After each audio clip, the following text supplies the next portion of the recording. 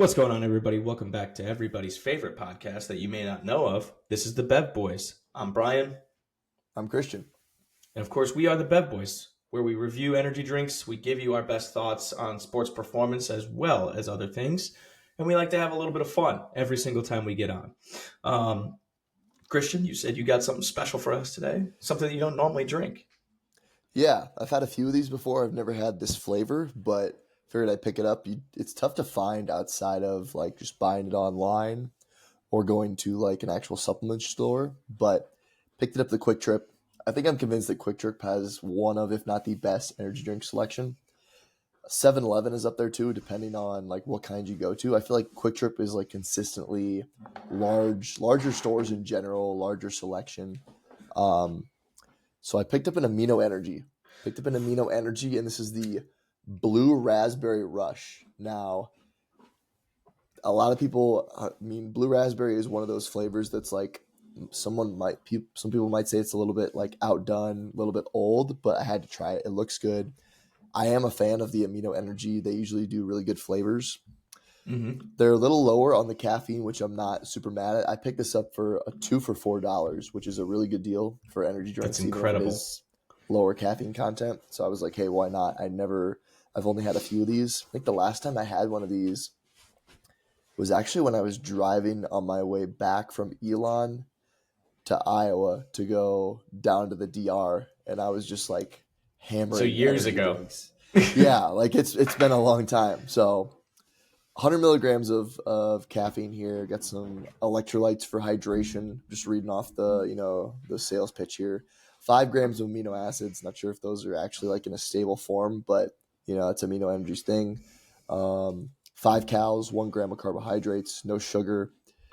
Looking like, yeah, I've got some L-theanine in here with it's a prop blend as far as that goes, but caffeine is listed towards the bottom, so it looks like there's more than 100 milligrams of like this L-theanine, glutamine, those amino acids in there. And the caffeine is from tea leaf and or coffee bean. So it's not anhydrous. So that means it's going to be a little bit probably a longer lasting, slower release type of caffeine, but super excited for this. 0 sugar. It is a 12-ounce can. So to me, these are similar caffeine content to the Bum. Maybe good for like a little afternoon pickup. It does not have the nootropics, but I mean, amino energy to me is classic. I used to have like the powder when So good.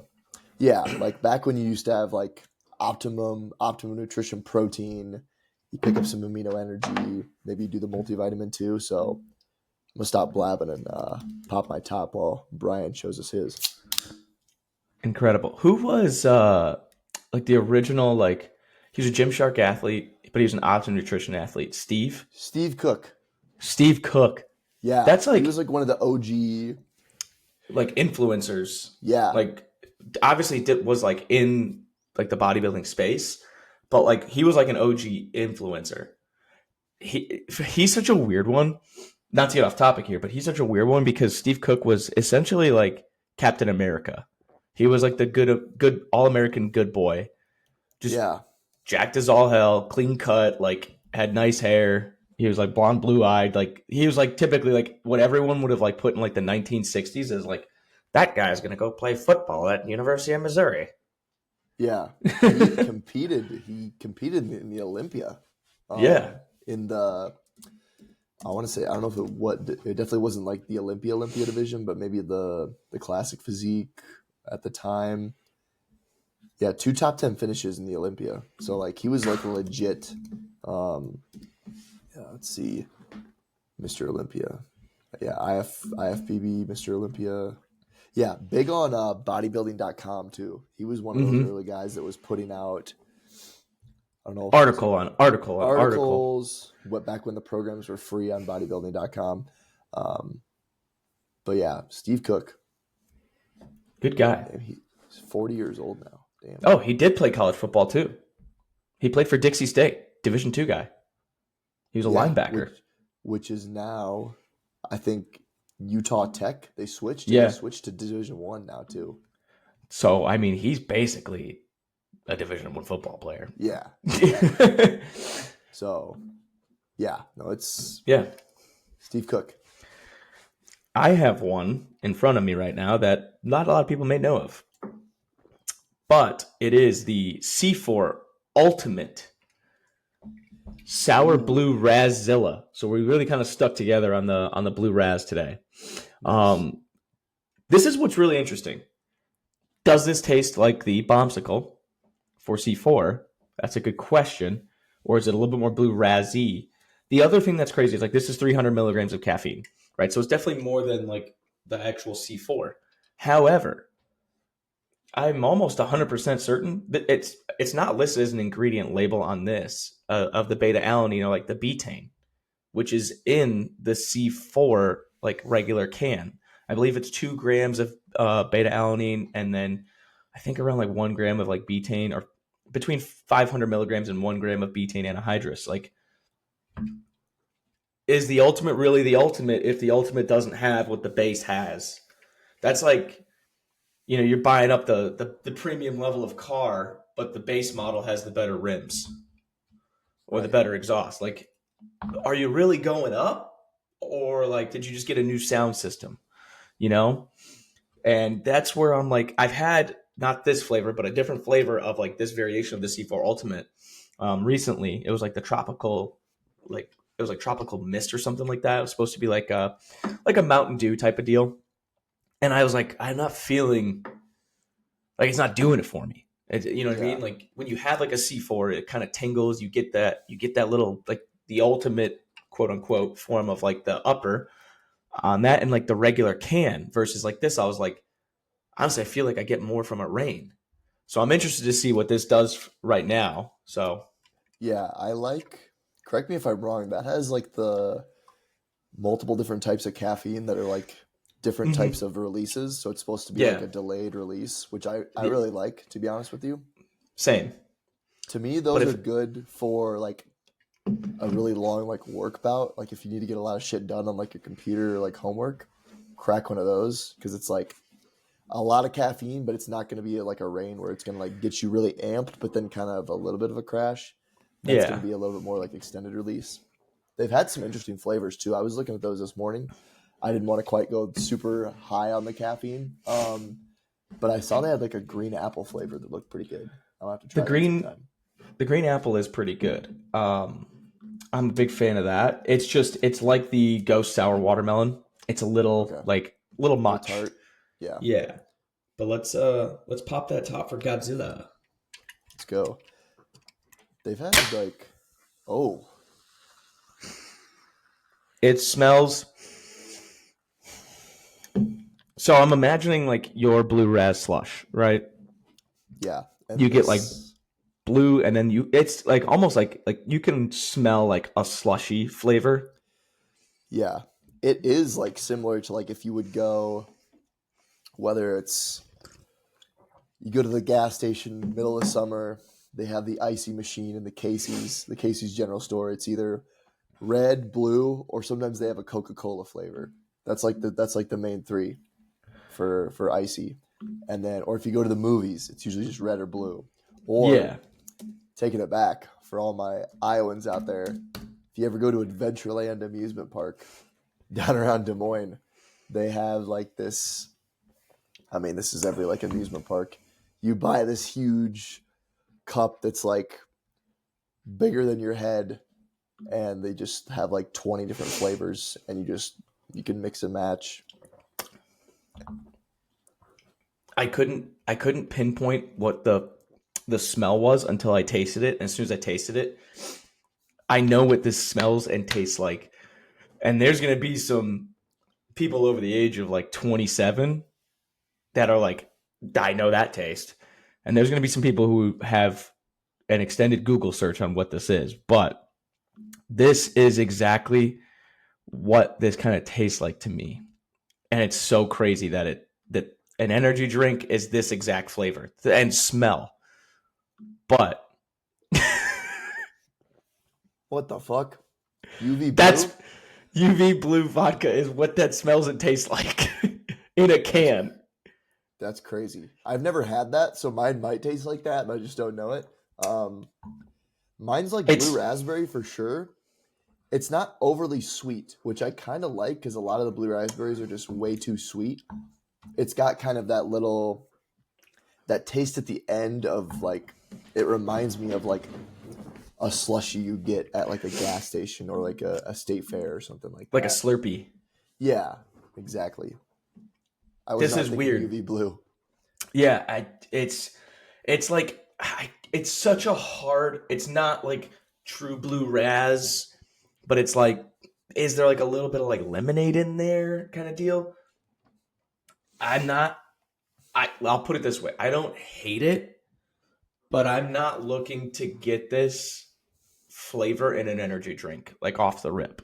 It's not something I'm like, that's a good flavor. You're like, that's a little weird, but all right, I'll drink the rest of the can. You know, good burp. Yeah, sorry about that.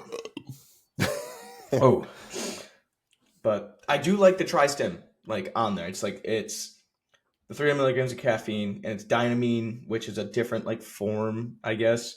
And then the teacrine, obviously, which is a very slow extended release that ramps up versus like a shock to the system, as well as the caffeine anhydrous. Like I'm a big fan of that. What I would love to see is like a C4 Ultimate. It's the same flavors as the regular C4 with the 300 milligrams of caffeine, but the original formula that's in the C4. I would love something like that. That would be like that would, in my opinion, that's like the true ultimate. Right. I think they Um, probably do that though, because if they did that, they probably wouldn't sell any of the regular C4. And if, I understand. At the same note, though, like sometimes, like I'm like all I crazy for me to say. I understand, but like I just want the 200 milligrams. I like those flavors, and I like, you know, if you gave me like the option between a 200 or a 300 milligram of those two formulas, there's going to be a lot of times where I just choose a 200 versus the yeah, 300. it's true. Especially if I've had if I've had like my six coffees or I've had another energy drink in the day, like maybe I just want the 200 for my workout. Like I don't need a 300. Yeah, It's called it's being true. responsible. Yeah. People should try it. Yeah. Yeah, I think we've started the past couple of episodes really ramping into some fun stuff. However, I think today our topics are pretty fun. I'm looking forward to them. So I guess like without further ado, how angry do you want people to get like right off the rip here? I'm okay. We could start it off hot. Let's do it. I mean, shit, Alrighty. there's definitely people that only listen to the first like 10 to 20 minutes for our bullshit, and then there's people that probably fast forward past that to get to the other stuff. I think this is a For good sure. like time to try to like bridge that into Let's get you something to that's, stay. yeah, exactly. Let's get you to stay. All right. So, like, this is one that I mentioned to you a little bit before, um, and I think this is a great way to start. Let's upset some people. As performance coaches, as strength coaches, do we cause more injuries than we prevent? That's a good question. I think it's tough to know the answer because Mm-hmm. sport is so chaotic and life is chaotic in general. Mm-hmm. I think this was shout out Mark Wiseman. He just got married too, so big shout out. That's big time. Good for the boy. Yeah, big league strength coach for the Cubs. He's the guy that really like helped get me hired. Great dude. Um, he said that's the thing about we were talking about essentially how we use catapult in like an effort to use that data in an effort to hopefully mitigate some injury risk in terms of using like acute to chronic ratios and that kind of stuff that a lot of people are doing nowadays. And he said something at the end. He said that's the thing about like this preventative stuff. You don't always know what you're preventing because if it never happens, how are you supposed to know like if you prevented it? And that's something that's tough to accept for a lot of people, especially, you know, if you're trying to justify yourself to whoever your superior is. How can you say I prevented X amount of injuries when those injuries never even happened? You never knew what was going to happen. You can look from past year's data and be like, okay, we're down X percent in soft tissue injuries. I think that's probably a better way to do it. But it's tough to know, okay, are you preventing injuries? Because if they never happened, how do you know if you prevented them? There's probably a lot of different variables that went into that. And there's probably some coaches that do end up increasing that injury risk, and there's probably some coaches that end up lowering it. And I think you have to be okay with both. And I think the time of the year plays into that to a large extent. I think at the end of the day, a big thing that this comes down to when it comes to staying healthy is building a really resilient, robust system overall. That's in terms of, muscular, tendon, cardiovascular, ESD, all checking all your boxes, training all your qualities, making that a really robust system, and then really managing the stressors. If you want to talk about workload, especially when it gets closer to the competitive season. And we talked about this earlier in a previous episode, not being afraid to almost, overreach, I wouldn't say overtrain, but like overreach and really like, for lack of a better term, put your dick in the dirt when you still can, so that you are resilient later on. I think, when you're early in an off season, you should be probably training the hardest that you have all year in terms of, overall volume, stress to the body, digging yourself into that hole to try to get an adaptation. If you look at it from that perspective, yeah, you're at a lot. It depends on what you're doing. I wouldn't do that during the season because, yeah, you're going to put that at a lot higher risk for injury versus if you're going to be preseason when you're really ramping stuff up with sport practice and volume, your stress allocation is going more towards that. I think it's all about in the dose and knowing the time of year and just managing those stressors in terms of trying to mitigate injury risk. What are your first thoughts on that? The first thought is like you want a gut check and you'd be like, no, we don't. We definitely try to prevent more. Like we try to. Right. The second thought is, for every goodwill person, there's probably someone. I think the more siloed that a department is, the more it leans towards the more injuries. Yes, I would agree. Because they're not considering the other variables. They're not maybe talking to medical as much as they should. Maybe they're not involved with practice, and that doesn't necessarily have to mean that they're planning those practices. I mean, like they're not involved because they're not seeing it. They don't understand what's going on out there, and they're just gonna. Well, I want to run this program so we can max out this day, and I want to get my numbers to prove that I did my part, etc. That kind of thing. I've seen that firsthand in person at different places, and it's like that's when it causes more injuries than it helps, because or like to the same extent where maybe someone comes in, they're like, well, we don't do a ton of hamstring stuff because they sprint already. I've heard that one, and I'm like, that doesn't make sense at all. So you're saying the primary mover is a hamstring and we're not training that, so it can handle high force and high loads when it's doing that thing, but you're just going to negate it on essentially maybe a higher load but lower velocity to prepare that tissue to go forward.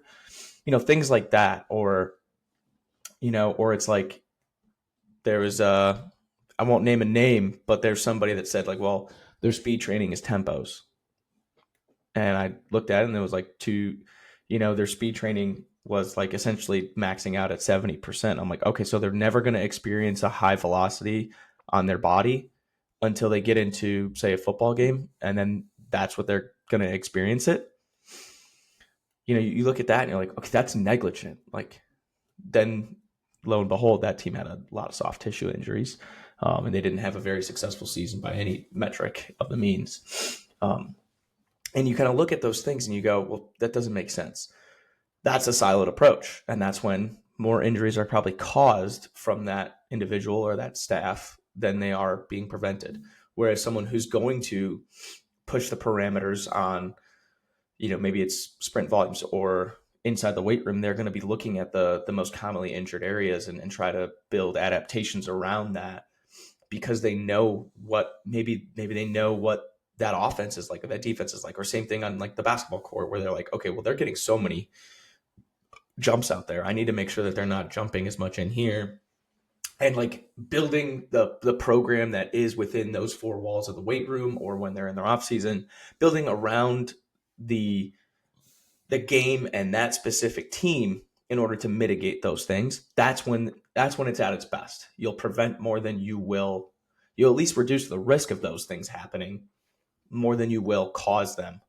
But the more siloed it is, and you kind of see it a lot at like a high school level as well, where maybe that coach doesn't have a traditional background, and you can't blame it and just say, well, they're an asshole or this or that. It's like, well, they're just ignorant to it. They don't understand, you know. And so they're like, they got kids maxing out every Friday. They're trying to do this, and it's like, dude, you're all gas, no brakes right now, and these kids are going to break. And lo and behold, they do break. So those things, and then there's also the veil of I'm never going to get near that, so I'll just always do the minimal effective dose, and that's a little bit of veil of like hiding, like you kind of mentioned our last one of just like hiding behind that, where it's like, It's are you no ever really better. pushing? Yeah, it's no better. It's almost no better. It's almost worse because you know that you. Are actively like road blocking that, and it's like those two things, like on the opposite ends of the spectrum. Let me zoom out here. On the opposite ends of the spectrum, those two things are terrible and terrible. This middle ground, right, as I frame the goat, that middle ground is going to be where you need to be. Like you can have the days and the times of periods where it's like I need enough to make sure that we don't lose our residuals. And there's going to be times where I have to push the needle further than maybe I'm even comfortable with, or even to that extent, to where we're going to move things forward. Um, I think the hard part is you look at the industry and you try to understand like where the majority of the industry is, whether that be by sector or if it's on knowledge level or aggressiveness in training.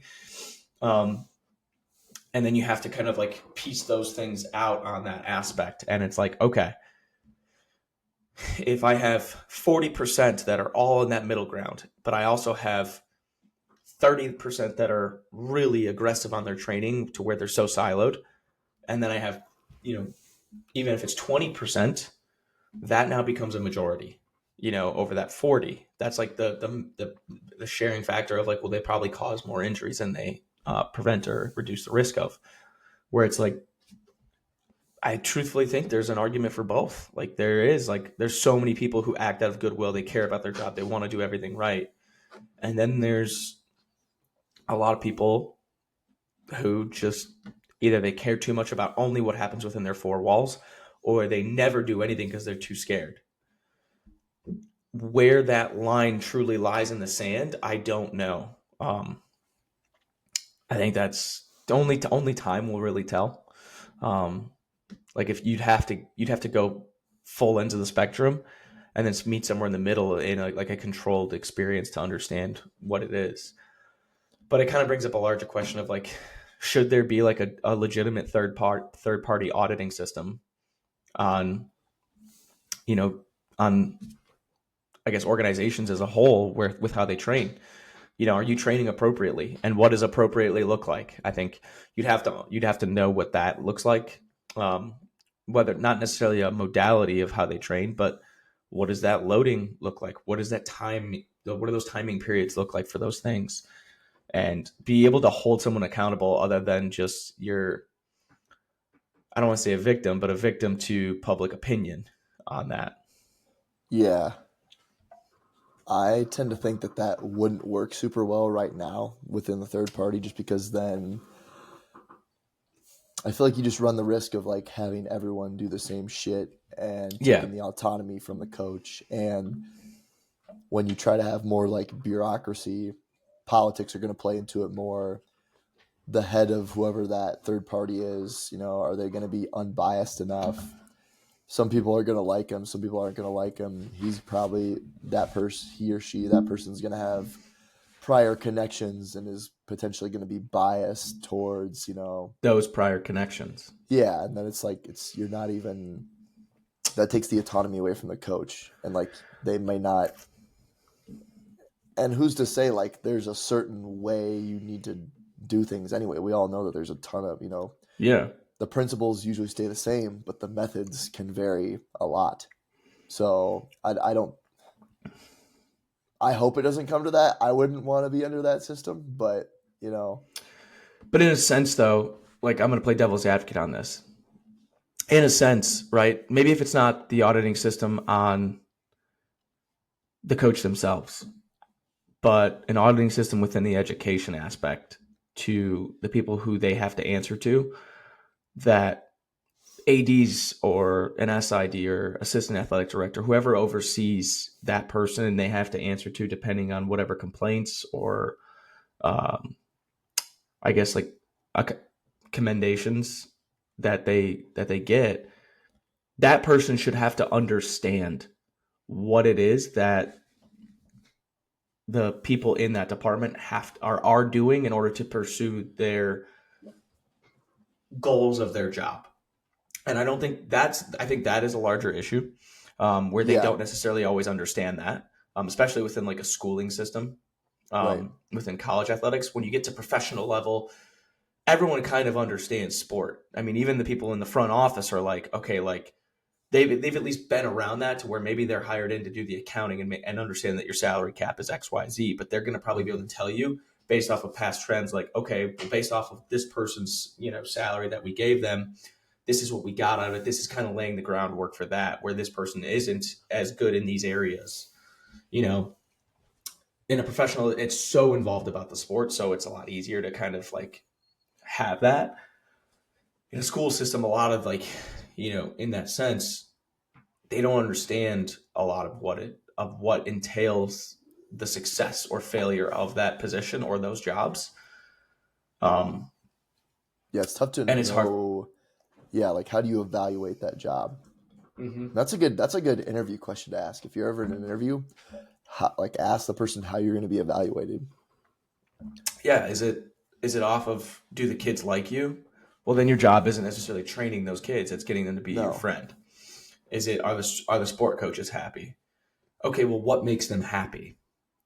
Do they want me to lay down and be a golden retriever and smile at them and be all happy go lucky, or do they want the best prepared physically team, or do they want me to work really involved with their staff as well? Those things are good questions to kind of ask. And if they can't give you a clear answer, that's kind of a red flag. hmm But it's also, in the same sense, it's an opportunity for you to be like, okay, well, this is how I would run my program. This is probably how I would like to be evaluated. hmm So it's a good and a bad thing in that sense, because it's like, okay, they really don't know how, and you can take it, each person can take it differently of, okay, well, you don't know, so like this is scary for me, or it's, okay, you don't know, so there's a really good opportunity for upward momentum for like this department and that position to eventually like integrate more wholly, and have those parameters in place where you can kind of create them of what you would see fit. You know, it's just such a it's an it's an unexplored landscape for the most part, and the people who do it very well have had upward momentum within the organization and get more support, I think, from the organization because they can communicate well of what it is they're trying to accomplish and why they may need this certain thing or that certain thing, or we need to bring in an extra person so that way each team gets the care that it needs, or maybe we don't have a nutritionist and we have to come get one of those, or we need a bigger nutrition budget because we can train them, but if they're not eating to supplement that, like we're in a bad spot, that kind right. of stuff. um And I think so this prevention and mitigation of injuries reminds me of risk versus reward gets thrown out a mhm, lot. A mhm. lot of times with specific exercises, which one I don't think us personally like risk management isn't a sport thing usually. That Hmm. term comes from More of a investing and meta, economics. for the most. Like I'm thinking like it comes from other disciplines, whether that's like it could be medical. I'm thinking like investing, economics, like risk management, stuff like that. Like when you're having What's your someone portfolio look like? exactly. So like I think we need to maybe take things from those different disciplines, and I think that's something good to do in general. Like the field is Mm-hmm. so young. There's probably other fields that have been around for a lot longer that do a lot of these concepts a lot better, and Mm-hmm. those principles can be applied to our setting, which if you're interested in what some of those may be, I would recommend reading the Mental Model series by Mm-hmm. Shane Parrish, Farnham Street. They cover a lot of different like fields and just some different mental models from each of them and how they can kind of apply to your everyday life or whatever field you're in. But I think a lot of times, I mean, the risk to reward, it usually comes up with like certain exercises, and a lot of times, I think we make decisions based on like, oh, if this, say you think X exercise is quote unquote more risky, so you do that. Why do you think that? A lot of times it's because you had like a bad experience, or a There's a lot of times personal biasy. it's a yeah, a lot of times it's a recency bias, and it's a lot of times that's what comes up when maybe you do some sort of drill in your field work. You haven't really had any soft tissue injuries or anything like that all year, and all of a sudden two of your players roll their ankle within the same week, and then people are saying, whoa, what are we doing? Like, is this like, let's look at the risk to reward here, when really, Mm-hmm. if you, and I mean, a good thing to do there is like do the math. How many times have you been with the team? How many days missed due to injury? Okay. How Even many if you days just missed these guys? Okay. It's if you probably just going to come out. isolate if you isolate Yeah. that single session, where how many times have you done that and had an injury? Even Right. if you're trying to get the most accurate data, you can isolate that, because if you're recording this and you're kind of planning it, you'll be able to see too, and then you can cross reference that with like medicals data. Right. Like, okay.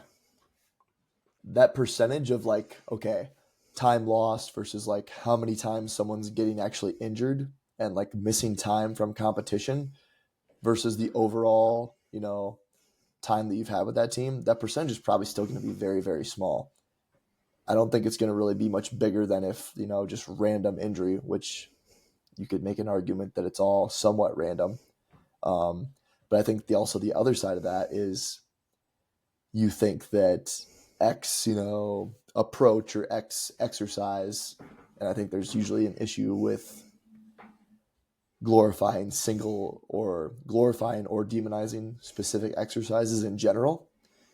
I think that's a whole separate issue. But I mean, you should have preferences for different times of year and different types of athletes for sure. But you can have almost like a survivorship bias, like, oh, like, yeah, maybe people are more likely to get a little bit like banged up doing this, but okay, these few people got really good results, but they were one of the only few people that didn't see something negative happen to them. So I think knowing these biases, like what they are, what they look like, and there's some like the recency bias is one that I think is pretty common for all of us.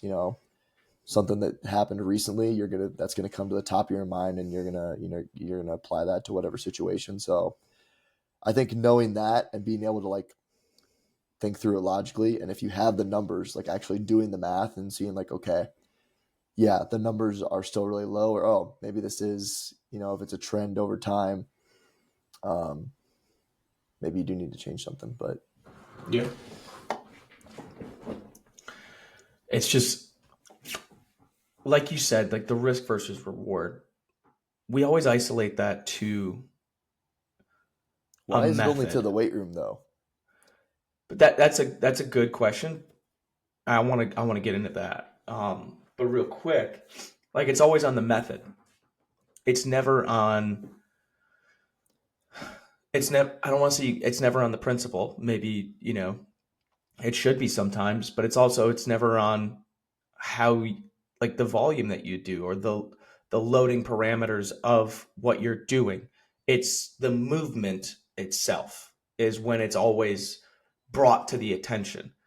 Whereas if you look at it from like you had mentioned, like if this comes from like a financial background, a 1% stake in something out of your total portfolio, you can be extremely risky with because you're not investing that much.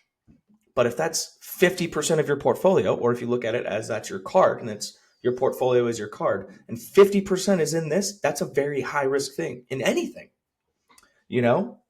So it's like those things matter. And that's never taken into account where maybe that's where we start to pull from those other things with, the finance background, the medical background, whatever it is, and pull that information and how they analyze the true aspect to risk versus reward. If you do a movement once, say you take a 7 foot altitude drop, you do it once, right? And you're like, okay, that was cool, that was neat. Probably shouldn't do that again. And then someone's like, oh, that'd be cool to do again. Blah blah blah blah blah. If it's 1% of the total portfolio, you did it. If it didn't work one time, you'd be like, okay, well, we just tried it. Obviously, it's an extreme example, but if you do it one time, you're like, okay, it could work. It could give us exactly what we want. If it doesn't get us exactly what we want, or someone like they're a little sore afterwards, we just cut that out. If that's 50% of what you're doing or 30% of what you're doing as that portfolio, it becomes very risky, right? The exercise itself doesn't. Same thing with like when someone wants to compare a back squat versus a front squat, right? If you say, well, and that's just a very, very like dumbed down version, but the risk versus reward on the low back. All right, but like if you're doing 2 sets of back squat, but you're doing 8 sets of front squat, those two things do no longer equate. You have to be diligent in how you analyze the data, quote unquote, on what's being in front of you.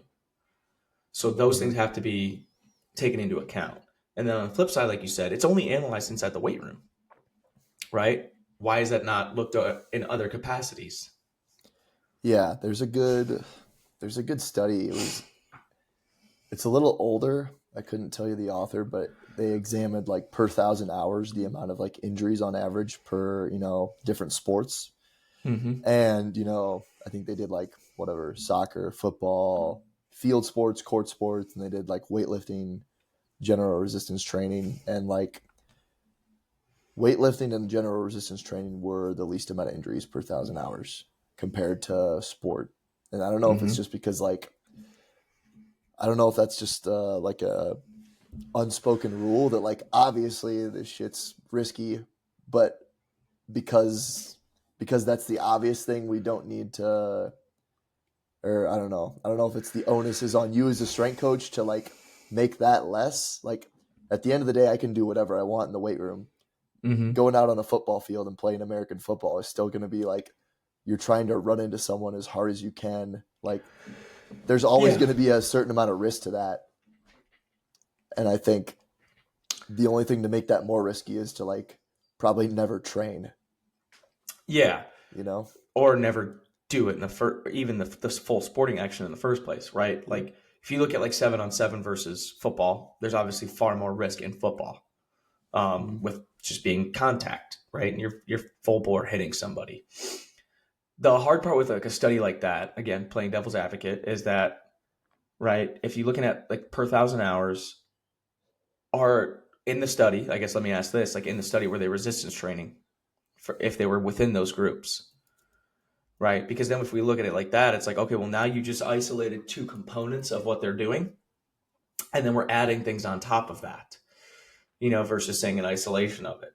And then Mm-hmm. if it is in isolation, then it's like, okay, well, then maybe they're not physically prepared to do that.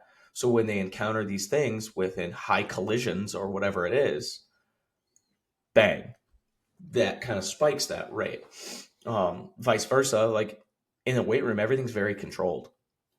Yes. It's move this bar this way. Let's correct it right away for the next rep because you can stop, pause, and reset. In in sports, we throw around like the word chaos a lot, but like once that play starts, whether it be on a soccer field, on a football field, even in baseball to a certain extent, um, there's unpredictability within the environment.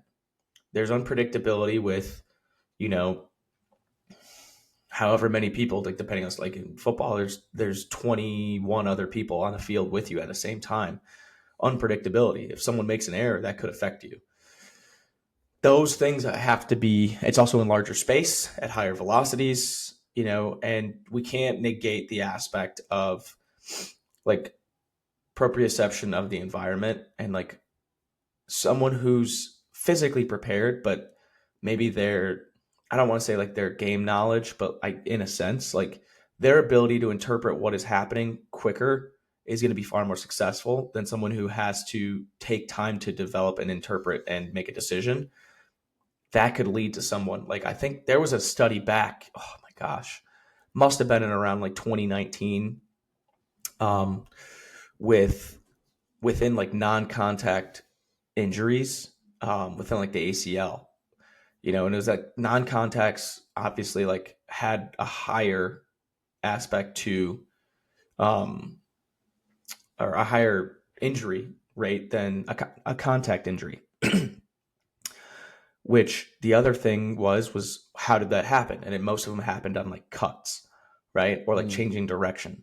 Which if that's the case, then what happened was that person, if we like keep stepping back and removing and removing and removing and removing, it kind of comes down to, and like this is obviously an inference on it. It's not necessarily the actual study, but that's what studies are for, is for us to make inferences for further studies.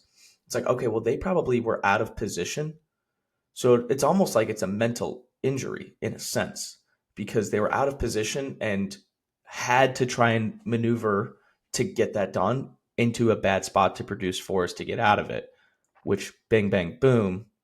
We always blame the playing surface or equipment or training versus like they're a slow, like they're a slow thinker, where it's like they're not thinking as fast as they should in order to go with the environment or what is happening in front of them. So like that's a thing that has to be taken into account too. And I mean, I'm going so far off the path to come back to the path, I guess, here. But in a sense, it's like you said, we don't weigh that risk to reward when it comes to like the sport itself. Like per that 1,000 hours, those injury rates are higher, Yeah. right? And I think that's just like okay, you're here. You're obviously okay with that risk. Like this is like Mm-hmm. if you're here to play the sport, you're you're down with that, you know? Mm-hmm. But that doesn't mean we shouldn't. I don't want to say hold someone Yeah. accountable, but Right. You in the can't same ignore it. sense, you can't ignore it, and you kind of have to make sure that those things are done appropriately. Like as a sport coach, obviously the goal is to win the game, right? I think, or the competition. I think to a certain extent, sport coaches in general are very okay with churning through bodies more so than they care to admit. Where it's like that's just the cost of doing business. Um, People will go Right. down, and you have to move on. That's I feel like that is a coping mechanism, than more so than like a reality.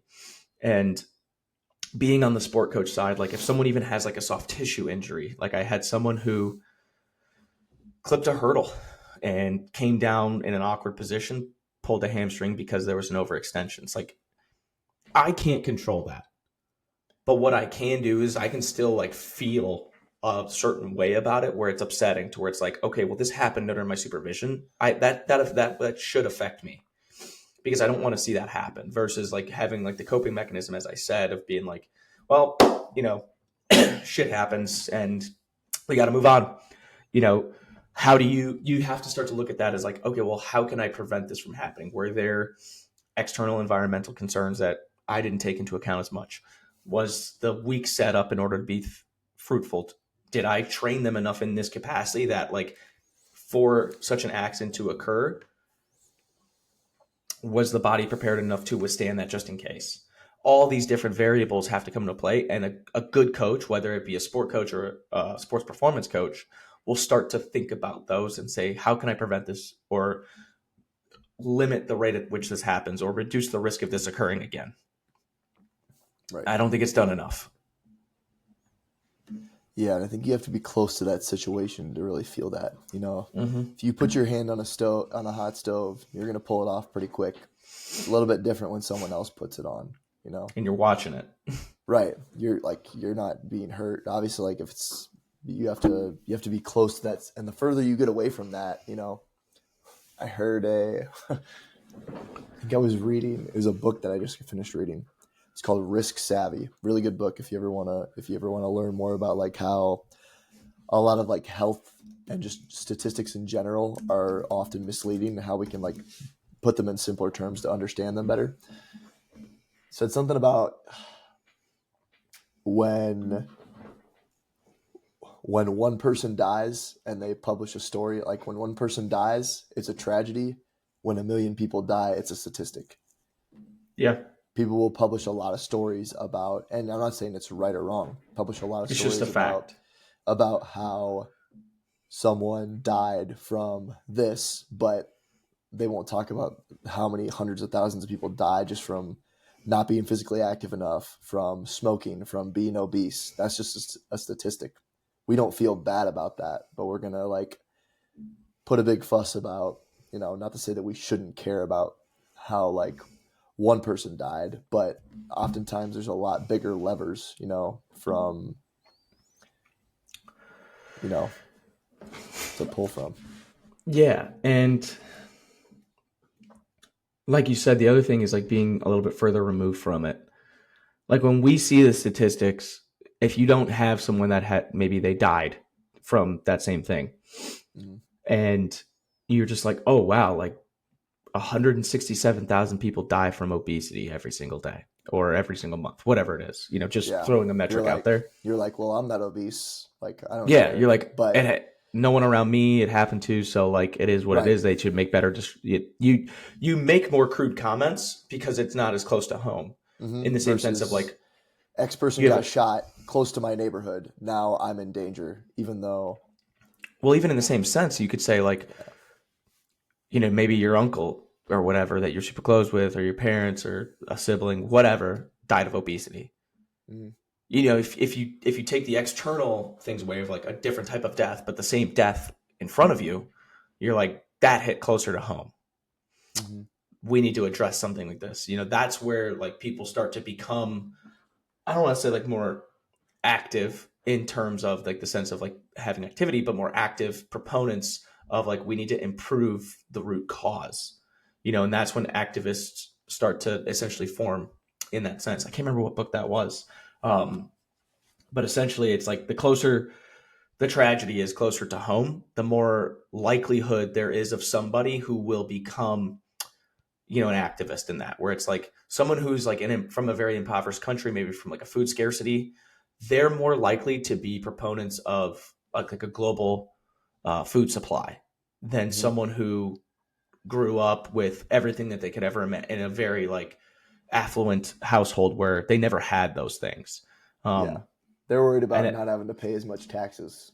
yeah, and in the same sense, there was a flip side. I don't think it was the same book, but in the same sense, it's like someone who's always had something perfect around them.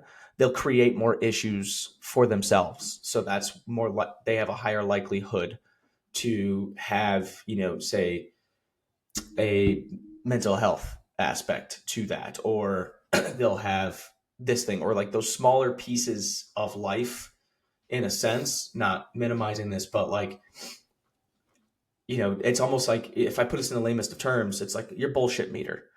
And I think I've talked to you about this before. It's like the person who deals with more shit on a daily basis, their bullshit meter is high. For them, a 10 would be an utter catastrophe. But their one is like they missed an assignment. Whereas the person who's had a very easy life, that missed assignment may feel It's a like it's a 10. 10 because they've never had to do anything hard, or they've never Right. had to really overcome a tragedy. They don't have that Um, stress tolerance. yeah, the stress tolerance isn't there. So, there is the two sides of the coin, where it's like someone who may feel like this is the end of the world because it's so small, but in the grand scheme of things, it's so much smaller. Whereas like the person who is going out to be, quote unquote, an activist for something because they had these legitimate tragedies that hit close to home. Yeah. all that to kind of say, like, not everything is created equal in that sense of a problem or this or that, but you have to take a step back and be like, well, even if it's not a big problem to me, that may be a big problem to somebody else. Mm-hmm. You know, just because I didn't personally experience doesn't mean it doesn't exist. Right. Yeah. God, how did I think We just went. I mean, yeah. that went a ways away from Risk versus reward. We just started talking about books, and then that brought up other books. Which, by the way, after our last episode, I started listening to Founders, and I am in love with that podcast. The best, dude. It's my incredible. Podcast right now. The Red Bull one is, dude. Yeah, the Red Bull one, the one on Elon. I listened like James Dyson, Ferrari. I did the Tiger Woods one. That was incredible. Yeah, no, there's the guy is a freaking is spot on. Like he does his research. He like, he reads everything there is about that person, and I don't know. It's just incredible. Yeah, the Founders podcast would definitely recommend. That guy takes it serious, and it's a really, I don't know. It makes me want to read. I want to start reading more like biographies. Biographies, autobiographies. I think I need to read a little bit more of those, just because there's obviously a lot of lessons you can learn from people in any field that have been successful. So yeah, Founders podcast, dude. My favorite. Incredible. Podcast. Yeah. I have them somewhere, but I need to find the books that I was referencing, because then we can recommend those. But it's just like, I know you were able to reference like mental models, of course, like those are easily available. Yep. Yes, sir. But I gotta find, they're literally like to the left of me in a closet in a box that I never unpacked after moving down to North Carolina. So that was 4 years ago, and I just need to go dig in that box so I can find out what books those were. But they were like an analytical thinking book. Okay. Yeah. Let's think of like, we have a couple different ways we can go from here. We can take a little bit more X's and O's on this, or we can go another kind of nuclear hot take. It's up to you. Let's just keep it rolling with the nukes. Is there one of the ones that I mentioned to you before we started here that is like something that you think would be really good? Yeah, I'm good with either of them, to be honest with you. Dealer's choice. Okay. I'm looking at them right now, and I'm just like, which one is going to be good? But I think I think they can tie into each other, to be honest. Yeah, a little bit. You pick which one you want to start with, and we'll tie in the second. Yeah, so we'll go. I know you mentioned to me, like, is the field of S&C sport performance, is it built on tradition or is it built on evidence? And my initial answer to that would be both. Both. And I don't think I think every field that sticks around for long enough has tradition. That's part of what has tradition, has a culture. That's just how things go. Evidence is interesting in this context, because are we talking about evidence from studies or anecdotal evidence? Yeah, which I think both are very important in S&C. Anytime you're dealing with people outside the realm of a clinical setting, it's important to have be able to tinker around, see what happens, and adjust from there. You don't discover new things by only doing the stuff that's been within the peer-reviewed journals. So, and published and done 4 years ago. Thank you, Josh Newman. Yes, exactly. And potentially, there's politics to that too. A lot of those people, to get published in those journals, sometimes you have to be buddy with the editors, stuff like that. That's there's politics within that too, and I think there's definitely pressure to, to me as like a scientist, I would think the goal is to seek truth, and unfortunately, I think it's becoming just get as many publications as you can instead of actually trying to find out what's actually going on behind something. But that's just kind of like the systems put people there, whether it's a money thing, it's a status thing too. People want Hmm. more. Everyone wants to have the most citations The instead most of accolades, right, and sometimes that can come at the the cost law of. doing like proper, really good high quality research, or like Hmm. researching stuff that we actually want to know, not just like, okay, researching things that we probably already know or has been, replicated plenty of times. How many times have we studied creatine? Yeah. And I guess it's a good point. Like, is there a point where you just stop studying that stuff? I don't think you just stopped it altogether, because things can Yeah. change. I think you look at it from a different angle though. Like, I will say with creatine, we only thought it was for, muscle building and sports performance. Now we're seeing that it's can be Great for helpful for cognitive. things cognitive, or people with even like Parkinson's or Alzheimer's disease. So we're Hmm. taking an alternative route to look at that. So I think that's overall good, because if we would have stopped at, oh, it makes you look bigger, it helps you put on weight, we would have missed that, and we probably, we wouldn't have, maybe not have found that out. I think in a sense, like you're right though, it is kind of both. Like there's a lot of S&C that's based on tradition. Um, if we just look down to like the barest bones of it, of like, show me the top 20 most prominent strength coaches in, say, American football. They probably all look pretty similar. um, but traditionally, that's what they want out of a person, and whether we like it or not, that's what it is. You Hmm. know, And that's and football how, too. and that's Football is football in a built on sense. tradition. Football's built on tradition, so like that comes through, and it comes through to all aspects of that as well, of like not just the performance side, but the actual game, the coaching styles. It's obviously a little bit more like, I would say like authoritarian, like dictatorship wise, versus like you look at maybe basketball. It's far more like athlete autonomy, like understanding them and maneuvering around that, just a smaller group setting. And in a sense, like you're probably not going to see a lot of short, basketball strength coaches.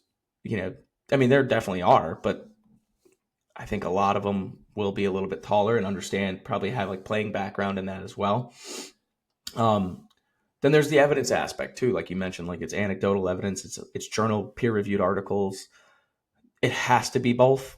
I think it does in the best sense, because if it's not, and you're too far, again, you're too far one end of the spectrum, too far other, you get into a lot of trouble. You can get into the, well, it's what we've always done in the tradition side, and now nothing is furthered, and maybe you're using outdated ideas in order to prepare them. The tradition of the mat drill, everybody does them. Do they actually help? No. A 20-minute hard workout can be a 20-minute hard workout. It's the same sense in like that, like, mental toughness aspect to it. And then the flip side is like, if we only use things that are ever peer reviewed and only anecdotal evidence, um, and we lose sight of, it's hard to measure, but like that aspect of team culture, where how much is that team willing to work together when things get hard, and can they rely on each other? You know, Even if you're just looking at it from a training sense, that has to occur. And I think if you can lean one way or the other, but being a fence sitter in the sense, like, and being in that middle is the only way that you can get the best product to move forward. But it's the same thing as it is with everything else. If you're too far one side or you're too far the other, does progress ever get made? Because you're maybe not questioning something. And it's almost, it's like, I am this, I'm a culture guy, or I'm a science based coach, or whatever it is. It's almost like that looking for belonging to, and without the ability to question what's in front of you. Um, but I think, if we look at it in like that, it kind of leads into the next question, where it's like, do coaches, especially nowadays, maybe not so much in like the 80s, the 90s, the early 2000s, but do we hide behind, you know, I'm gonna bring this out again because I love the saying, hiding behind the veil of like the data or the science, to not be held accountable for the results. And then what do those results look like? Yeah.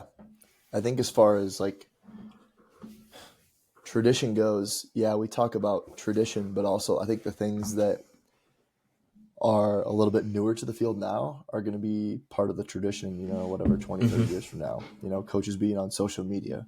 First, that was Mm-hmm. kind of like a weird thing. Now it's like becoming a The viable thing. option to, yeah. And like for better or for worse, it has become like a viable opportunity for coaches to make some income on the side, which I don't think anybody's going to disagree that that's not a good thing, Mm-hmm. or that is a good thing. Like that's a good thing for the profession, especially with the history of being what most people would think is underpaid. And I think that's Mm-hmm. also getting better too. But it's good that people can have other opportunities. So I think the tradition is like, yeah, you're going to carry some stuff from when it first started, but we're building, the things we're doing now are probably going to be building tradition for the future. So, and I think that's something to like kind of like cherish, like knowing the history, for good or for bad of your field is just something that's interesting to learn about and generally good to know because you can converse well with people that are maybe been in the field for a lot longer. Um, you know, they might be, well versed in some of like the older methods, Soviet Union. If you just have nothing to do with that, it could be tougher for you to have like a conversation with them, if it comes to Mm-hmm. that. So I think it's good in that aspect. Um, as far as, and I also think that we often discount things like people talk about culture and mental toughness because one, it's there's not it's tough to find There's like a there's universal no definition measure. of it. Yep, it's tough to find like a universal definition, therefore it's tough to measure, therefore we say it doesn't matter as much. But I think we can Mm-hmm. all agree that it's culture, I, good culture. I think a lot of times is something where you don't know it until you until see you like see it. bad, yeah, or until you see What bad was culture, you're the like, oh shit. what was the, The saying where it's like porn. yeah, I don't know how I to know it, define it, but I know it when I but I see know it it. when I see it. Yeah, I think Exactly, like it's, that was like a legal document, wasn't it? Or it was like a yeah. court proceeding. Something like that. But it's kind of like that to me with culture. Like you may not realize it until you're not around it, or you realize it when you are around it. I think anybody's going to disagree that like a team that doesn't get along and just like hates each other's guts. We've seen it with NBA super teams. You get all the best players. Yeah, you're going to But you have win all the games best egos. to a certain extent. You're going to win games, but that chemistry comes into play. We see it a lot with March Madness. March Madness. Hmm. A lot of teams.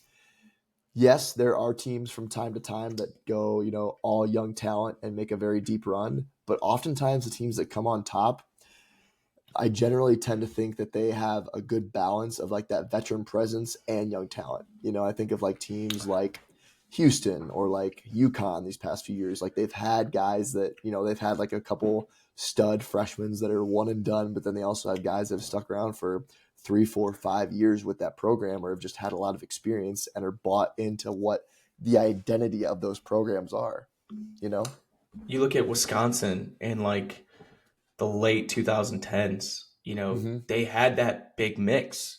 And they had a good run. Which Wisconsin basketball is a very good team, but like to reach that deep into March Madness, like that was a necessity and that was the backbone of what it was. It's like they did have great talent. They had young guys who could shoot. They Right. had older guys that were playing in the paint.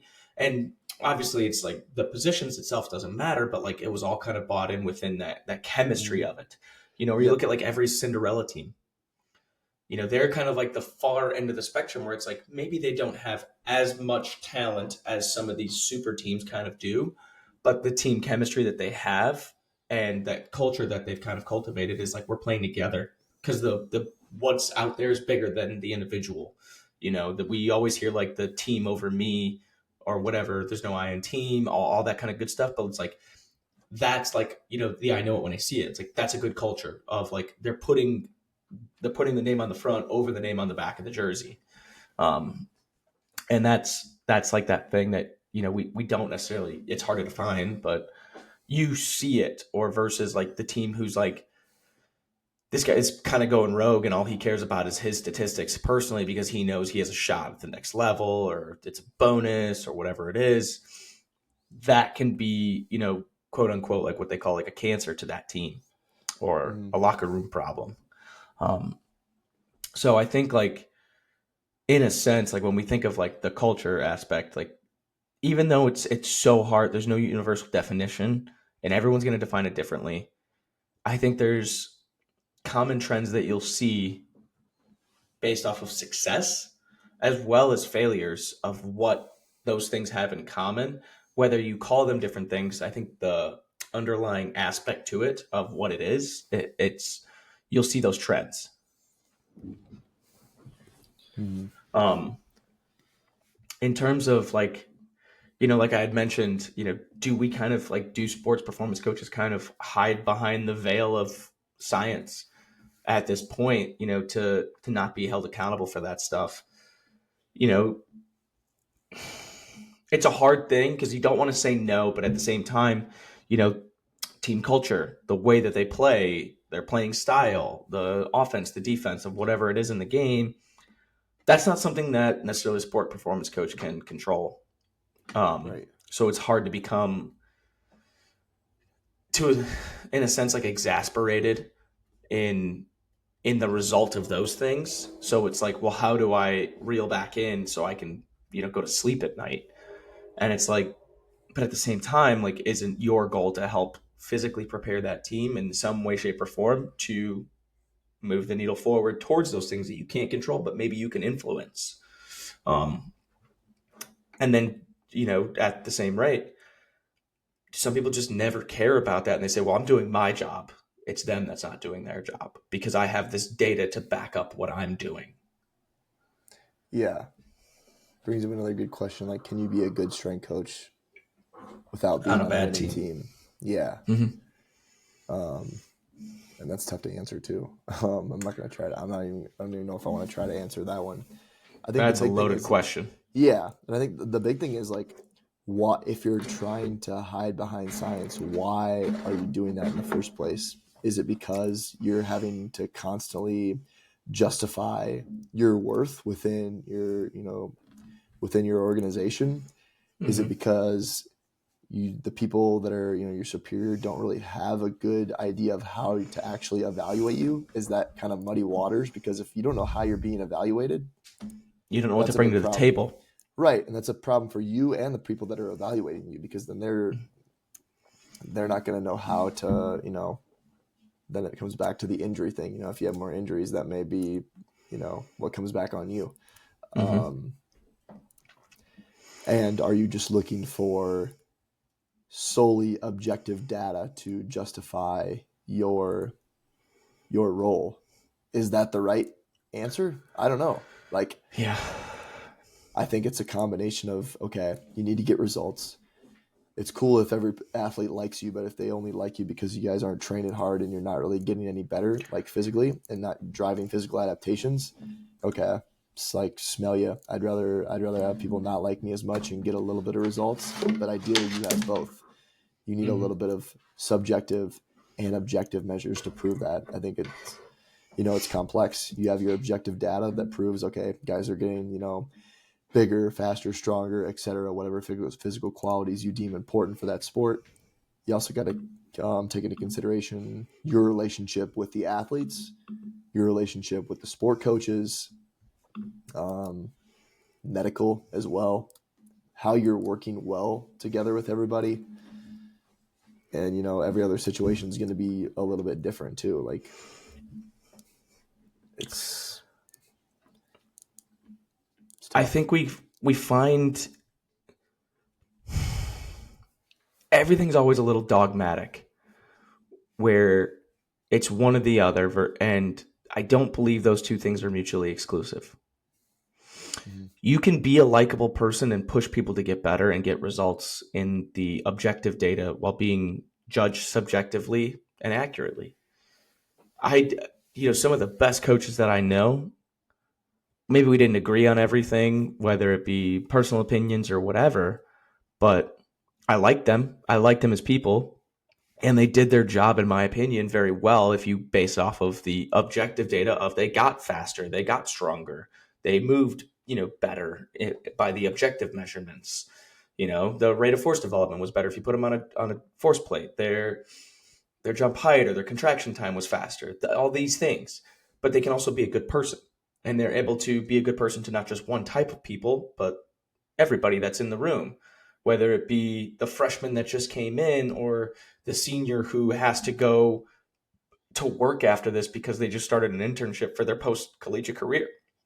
Mm-hmm. They have that understanding. And the hard thing, like I said, that typically comes into this is when you're too much of one thing. And this is a little bit more so on like being a jack of all trades, master of Yeah. none. Like you have to be a jack of all trades, master of almost everything, Mm-hmm. to where you excel in building the physical capacities that are necessary, as well as just being a good person. That's, when we tell you in the internships, like you're a good person, that's like the number one thing that's your precursor to getting into this is you can't be an asshole.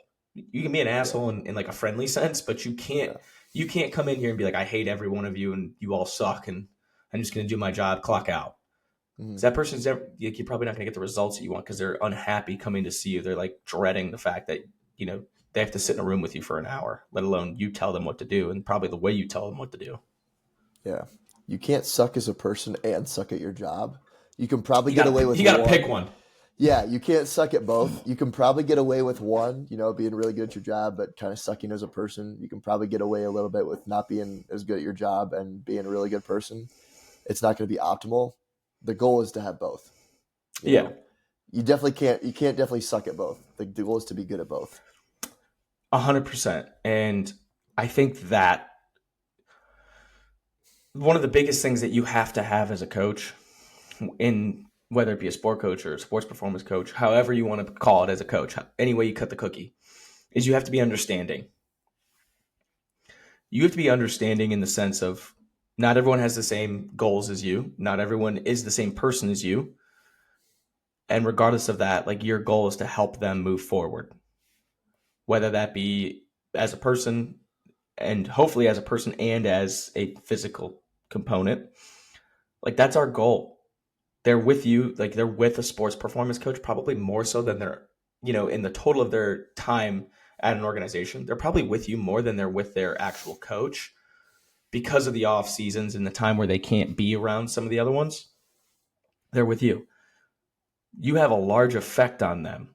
Now, to say like I only care about developing you as a person is probably wrong. And I only care about developing you as an athlete is really wrong. You have to like blend those two together, and it's a really difficult thing. And I can't sit here and say that I've done it very well in every shape, sense, or form, but you got to try. Mm-hmm. That's kind of a depressing way to end that one, but it But I mean is what it that's that, is. that's how it is though. Yeah. Yeah. You want to end on another one to lighten the Yeah, mood? should we get like a fun one to kind of lighten the mood? That one was a little the last two have been like a little dark. Yeah, let's go. Let's see. What's a fun one? If you had to describe yourself as one energy drink that we've reviewed, what would it be? Oh, that's a good one. I think it's easier to think about what I'm not. I'm not a bang. Not a bang. Not a bang. I Bang. don't think I'm a rain. I'm thinking, okay, if we categorize this as super high stim, like 300 milligram energy drinks are like people that are like firecrackers or like in your face, super high energy, Mm-hmm. but maybe like crash out a little bit. And Ooh, that's a good then one. I don't know. I feel like I might go with bum energy, to be honest with you. Maybe I'm Okay. biased because I just love bum energy. I mean, I'm talking about myself here. It's already biased. I'm not the most like, I think I bring consistent energy. I'm never going to be like the most like in your face all day type of guy. Can definitely Mm-hmm. go there, but I feel like I'm consistent, and I feel like the bum energy isn't just caffeine; it has a little depth to its formula. I like to think I have like, it's got layers. I feel like I got layers, kind of like an onion. Everyone's got layers. There's always layers to the person. Boogers are like onions. Yeah, exactly. You got layers to you. I like to think I have a little bit of depth. I probably have some really stupid thoughts that I say on this podcast, but I like to think that we hopefully get to some good ones too as we get a little deeper. Mm-hmm. 12-ounce can. I'm not the tallest guy in the world. I'm not the biggest guy in the world. I'm not going to be. See, if you bring that, then like I can't use any 16-ounce can. No. If I'm I'm thinking not. if I'm thinking Red Bull, if I'm thinking 8-ounce Red I'm like, Bull, yeah, I'm a Red Bull then. Red Bull is like a child, like 16 ounce is like a Goliath, and then like this is like okay, average person who's like the 12 ounce, whatever, 5'8", 5'9", like we both are. But yeah, I guess I go bum energy. I was, until you said that last one, I had one in mind, but now I might have to Yeah, change it. don't. You do your own thing. I'm trying to, don't let I me feel ruin like it for you. I feel like I'd be like a Gorilla Mind, but in the Gorilla Mm. Mind energy shot Shot. bottle. Yeah, because I'm you're short, potent, quick. but I'm potent and I'm quick, and like I'm gonna be hyper focused on what I have at the task at hand, and obviously with their delicious formula, that's what it's intended to be. Is like you are going to fixate and kind of go full in on whatever it is in front of you. It's a high dosage formula as well. It's like 300 milligrams, like, but it's not going to make you crash. Like I'm Hmm. going to be up, up, up, up, up, and I'm a pretty energetic person as a human, Hmm. but I'm not going to like crash out and lose Yeah, my absolute mind unless we're doing it in like a fun argumentative way. But I'm not going to sit there and like lose it out of control, right, where you just falter. um right. the other thing, I think like in a Gorilla Mind package, it's like it's very simple. Like the way I dress, like I'm usually wearing like just black, red, gray. Like it's Hmm. simple, but there's that little bit of pop on whatever it is. um and not everybody needs that. I think that's Yep. another thing too. Is like I'm self aware in this aspect of like not everyone needs a 300 milligram can. Um, I'm not the flavor for everybody. I'm not the formula for everybody. But people who want that are going to seek me out, and they're going to want to be around that because that's what they're looking for. Man, this episode went in so many different directions. Dude, I don't know what we're doing here, but Yeah, I do like our reasonings for our can choice or our drink choices. yeah. I'd never had to do that before. I'd had to do that with a food before, I think. What'd you pick? I feel like I picked a steak. Like, Yeah, you're a sticky meathead. yeah, exactly. Meathead. That one was easy. Yeah, I think that was when I was at Simpson. Did like a mock interview, and that was one of the questions for our like practicum interviews. Hmm. Yeah, I like where we went with the energy drinks, though. I like our reasonings. yeah, We're a good balance with each other. You're the everyday pick me up that everybody wants and needs. I'm when someone wants to just lose it and just yeah. focus. Yep. Um, what do you got as a review for this amino energy? Surprised Yeah. you didn't pick that. I need Maybe I we need find out why. nootropics. I feel like so amino energy. The taste is good. Again, I think they did a really good blue raspberry flavor. It's not my favorite flavor, but I have to give them credit. They did it well. The price, really good. 2 for $4. That's a steal. Some energy Mm-hmm. drinks you're paying upwards close to $4 for a single can. Red Bull, I'm thinking of specifically. The price is really good. The taste is solid. 100 milligrams of caffeine. It's a little bit low. I do like that it's from tea leaf and coffee bean, so it's a little bit more of like a steady. It's not anhydrous, Mm-hmm. so it doesn't hit you quite as hard. But like, I'm feeling pretty good right now. Overall, this is something that it's probably not going to be a daily driver for me. But if I'm going for afternoon pick me up, or I want something a little bit lighter, say I've already had like a coffee or something like that, I'm probably going to go on this one. I'm going to go like a 7.2. I think some of their other flavors, like I really like the juicy strawberry. That one's probably going to be like a 7.5, 7.6 for me. but really solid, especially for being only a 100 milligram can. Yeah, solid stuff from Amino Energy. Love that. The Blue Razilla. Not gonna lie, I don't like the fact that it's got no beta, it's got no betaine. The flavor was okay at best. Like I had mentioned at the beginning of this, don't really want that kind of flavor in an energy drink, especially if I'm like crushing this thing like in the morning. That's just me. But Somewhere. I guess the can. I get it. I like that they went for it. It seems like this is like it when you look at this can, you're like, this is like the can that like Rip It would do. You know what I mean? Like you find it at like a dollar, the back corner of a gas station. It's not going to be super awesome, and it's going to taste like it's got a lot of caffeine. But is it gonna? Are you really gonna like it? It seems a little corny. That's just me, but I get it. Like they did it for the Godzilla movie. Blah blah blah. I'm going 5.4. Okay. Not great. Which is pretty low. Pretty low. It's pretty low for 3 hundo. Yeah, like it's just not fantastic, and I see why people do like it. It ain't for me. All right. There you have it. Bang, Honest reviews bang, here at Bad Boys. Boo. We don't hold back. Always.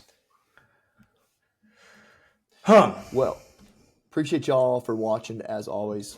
Give us a follow on Instagram, bedboys.tv, personal Instagrams, myself at French_fit40, training, podcast clips, travel, all that shit.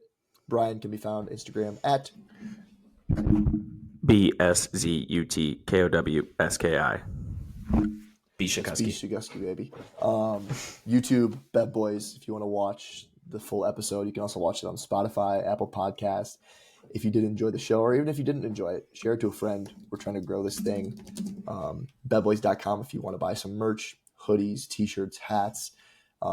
Thinking about beanies here soon. It's getting cold. It's almost December, which is crazy. It's Thanksgiving week. It's Sunday of Thanksgiving week right here. So happy Thanksgiving for y'all. This will probably be the episode that comes out right after Thanksgiving. So Turkey. Hope you do turkey, steak, ham, whatever you enjoy on Thanksgiving. Hope you guys enjoy time with family, friends, those you love. As always, we'll see you next time. Well, thankful for you. Thankful for you.